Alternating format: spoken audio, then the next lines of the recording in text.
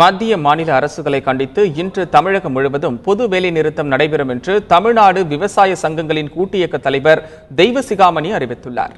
டெல்லியில் போராட்டம் நடத்தி வரும் தமிழக விவசாயிகளுக்கு ஆதரவாக சென்னை வள்ளுவர் கோட்டம் அருகே மாணவர்கள் போராட்டம் நடத்தினர்.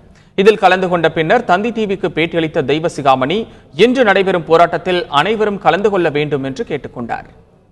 செத்து மடிந்து கொண்டிருக்கிற விவசாயிகளுடைய கோரிக்கையை ஏற்காத மத்திய மாநில அரசுகளை கண்டித்து நாளை ஏப்ரல் 3ஆம் தேதி தமிழகம் முழுவதும் தமிழ்நாடு விவசாய சங்கங்களின் கூட்டு இயக்கம் பொது வேலை நிறுத்தத்தை அறிவித்திருக்கிறது. நாளை ரயில்கள் ஓடாது, பஸ்கள் ஓடாது, முற்றிலும் தமிழகம் விவசாயிகளால் முடக்கப்படும். கிராமங்கள் தோறும் போராட்டம் நடைபெறும். சாலைகளில் மாடுகளை கொண்டு வந்து கட்டப்போகிறோம், சமையல் செய்து சாப்பிடப் போகிறோம். விவசாயிகளை காப்பாற்றாத மத்திய மாநில அரசுகளை கண்டித்து ஒப்பாரி போராட்டங்கள் ஆங்காங்கே நடைபெறும். இது ஒரு அறவழி போராட்டம். இந்த போராட்டத்தில் எந்த வன்முறையும் இருக்காது. தமிழகத்தில் உள்ள இளைஞர்களும் மாணவர்களும் விவசாயம் நன்றாக இருக்க வேண்டும், தமிழகம் நன்றாக இருக்க வேண்டும் என்று நினைக்கின்ற அத்தனை பேரும் இந்த போராட்டத்தில் கலந்து கொள்ளும்படி அழைக்கிறோம்.